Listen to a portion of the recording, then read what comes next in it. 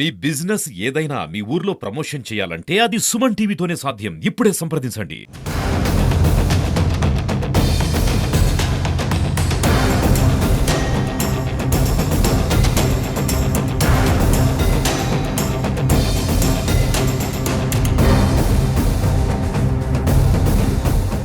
జనసేన నేత కిరణ్ రాయలపై గతంలో సంచలన ఆరోపణలు చేసినటువంటి లక్ష్మీరెడ్డి మరోసారి తెరపైకి వచ్చింది. ఈస్ట్ పోలీస్ స్టేషన్లో నలుగురు వ్యక్తులపైన కంప్లైంట్ ఇచ్చింది.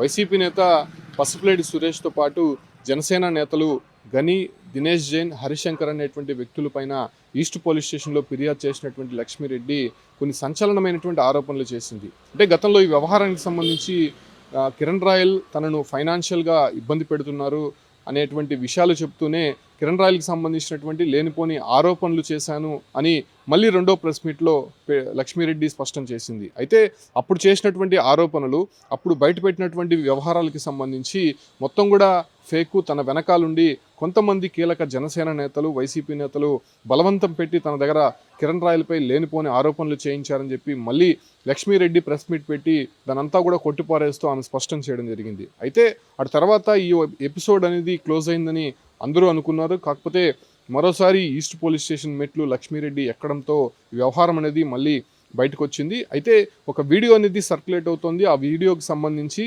అప్పుడు గని, దినేష్ జైన్ అనేటువంటి వ్యక్తులు తన దగ్గరకు వచ్చి ఒక వీడియోని బలవంతంగా తీసుకొని తను ఆ వీడియోని పవన్ కళ్యాణ్ దగ్గరికి తీసుకువెళ్తాను, నీకు న్యాయం చేస్తాను, ఫైనాన్షియల్గా సపోర్ట్ చేస్తానని చెప్పి తన దగ్గర తీసుకునే ప్రయత్నం చేశారు. అప్పటికి నేను ఆ వీడియో ఇవ్వకపోవడంతో తన బంధువు అయినటువంటి హరీష్ శంకర్ దగ్గర ఫోన్ చేయించి మరీ తనకి పూర్తిగా కూడా ఫైనాన్షియల్గా సపోర్ట్ చేస్తానని చెప్పి ఆ వీడియోని తీసుకువెళ్ళడం జరిగింది. అప్పుడు వాళ్ళు చెప్పినటువంటి మాట కేవలం పవన్ కళ్యాణ్కి మాత్రమే ఈ వీడియో చూపించి కిరణ్ రాయల్ పైన చర్యలు తీసుకునే విధంగా కూడా మేము ముందుకెళ్తామని చెప్పారు. కాకపోతే ప్రస్తుతం ఆ వీడియో అనేది సోషల్ మీడియాలో మొత్తం కూడా సర్క్యులేట్ అవుతోంది. పూర్తిగా దాన్ని మార్ఫింగ్ చేసి పూర్తిగా కూడా తన కుటుంబ సభ్యులు మాన ప్రాణాలను తీసే విధంగా, అదే రకంగానే తను కుటుంబ సభ్యులని తనను మానసికంగా వేధించే విధంగా సర్క్యులేట్ చేసేటువంటి ఆ వ్యక్తులపైన ఫిర్యాదు చేసేందుకు లక్ష్మీరెడ్డి పోలీస్ స్టేషన్కి వెళ్ళినటువంటి నేపథ్యంలోనే అయితే ఈ వ్యవహారం జనసేన నేతలు కీలకంగా మారి కిరణ్ రాయల్పై టార్గెట్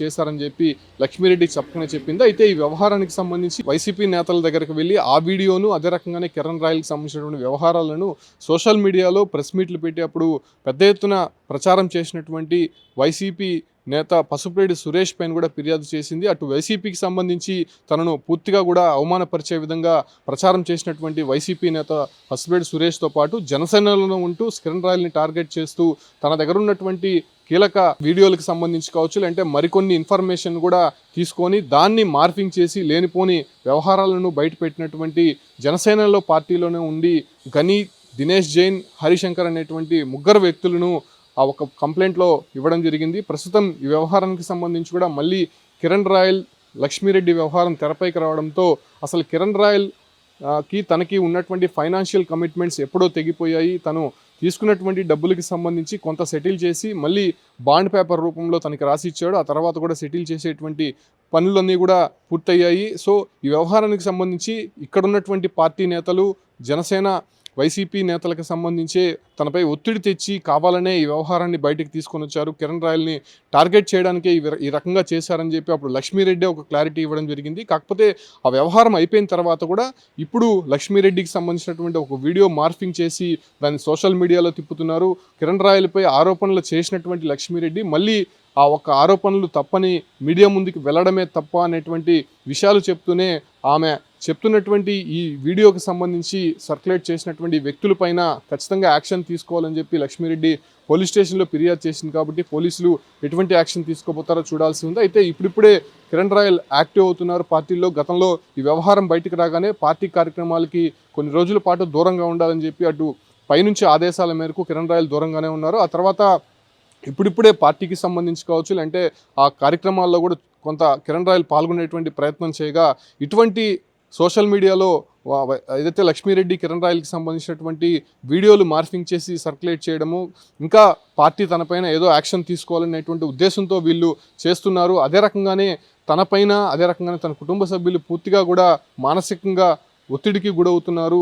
సో ఖచ్చితంగా ఆ వీడియోని సోషల్ మీడియాలో డిలీట్ చేయించండి, వాళ్ళపైన యాక్షన్ తీసుకోండి అని చెప్పి లక్ష్మీరెడ్డి ఇచ్చినటువంటి ఫిర్యాదు మేరకు పోలీసులు ఏ రకంగా యాక్షన్ తీసుకోబోతున్నారో చూడాల్సి ఉంది. అయితే సొంత పార్టీలో ఉంటూ ఒక నేతని టార్గెట్ చేసేటువంటి వ్యవహారానికి సంబంధించి అటు గని, దినేష్ జైన్, హరిశంకర్ అనే వ్యక్తులపైన జనసేన పార్టీ ఏ రకంగా యాక్షన్ తీసుకోబోతుందో, అదే రకంగానే కిరణ్ రాయల్ నుంచి ఎటువంటి క్లారిటీ తీసుకోబోతుందో చూడాల్సి ఉంది. అటు వైసీపీ నుంచి అయితే వాళ్ళు అపోజిషన్ కాబట్టి ఖచ్చితంగా వచ్చినటువంటి ఎవిడెన్స్ని వాళ్ళు టార్గెట్ చేసేటువంటి ప్రయత్నం చేస్తారు. కాకపోతే సొంత పార్టీలోనే ఉంటూ వీళ్ళు ముగ్గురు చేసినటువంటి వ్యవహారానికి సంబంధించి ఇప్పటికే అధిష్టానం దృష్టికి తీసుకెళ్లే ఆలోచనలో కూడా కిరణ్ రాయల్ ఉన్నట్టయితే తెలుస్తుంది. కాకపోతే లక్ష్మీరెడ్డి కూడా ఒక కీలక వ్యాఖ్య చేశారు.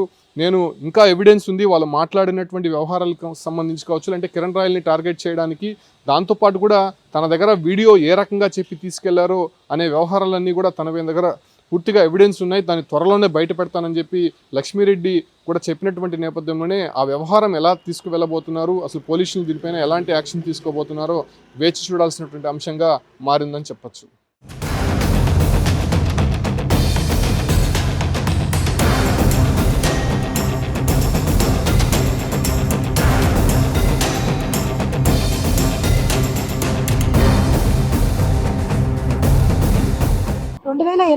లో నా దగ్గరికి గని, దినేష్ జైన్ వచ్చి మీకు కిరణ్కి సంబంధించిన వీడియోలు, ఫోటోలు ఉంటాయి ఇవ్వండి, అవి పవన్ కళ్యాణ్ గారి దగ్గరికి తీసుకెళ్ళి మీకు న్యాయం జరిగేలా ఉంటుంది అని చెప్పి నా దగ్గర నమ్మించి వీడియో తీసుకెళ్ళాడు. అప్పుడు నేను నమ్మకపోతే నా ఫ్రెండ్ అయిన హరిశంకర్ దగ్గర కాల్ చేపించి మీకు న్యాయం చేపిస్తామని చెప్పి తీసుకెళ్లారు. ఆ తర్వాత 2025లో ఎప్పుడైతే నా ఆర్థిక పరిస్థితి ఇదయ్యి నేను పరిస్థితి వచ్చిందో, నేను హాస్పిటల్లో ఉన్న 2 డేస్లో నా పర్మిషన్ లేకుండానే ఆ వీడియోస్ అనేవి రిలీజ్ చేయడం జరిగింది. అవి వచ్చినప్పటి నుంచి నా కుటుంబం కానీ, నేను కానీ, నా పిల్లలు కానీ ఎంతో సఫర్ అవుతాను. ఆ తర్వాత జరిగిన విషయాలు అందరికీ తెలిసిందే. ఎన్నో సమస్యలు పడి మేము కోర్టు ద్వారా అన్ని సెటిల్మెంట్ చేసుకోవడం కూడా జరిగింది. ఈ సందర్భంలో మళ్ళీ ఎక్కడ ఏం జరిగినా కూడా ఆ వీడియోస్, ఫొటోస్ని వాళ్ళకి తగిన విధంగా మార్పింగ్ చేసుకుంటూ రిలీజ్ చేస్తూ నన్ను, నా బిడ్డల్ని చాలా బాధ పెడతా ఉన్నారు. ఇందులో గని, దినేష్ జైన్ ఇద్దరు కలిసి చేసిందే.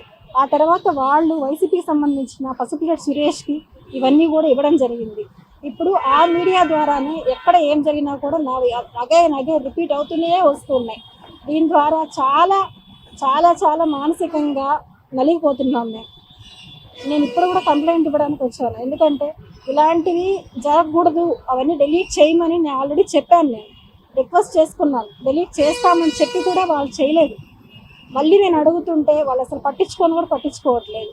అందుకే నేను ఇప్పుడు వచ్చి కంప్లైంట్ ఇవ్వడానికి వచ్చాను. మళ్ళీ కానీ ఇది ఇలానే రిపీట్ అవుతూ ఉంటే నేను ఎంత యాక్షన్ ఉన్నా తీసుకోవడానికి చాలా రెడీగా ఉన్నాను. దయచేసి అవన్నీ డిలీట్ చేయాలనేసి సిఏ గారిని కూడా కోరడం అనేది జరిగింది. అబ్దుల్ గని, దినేష్ జైన్, హరిశంకర్, పసుపులేటి సురేష్.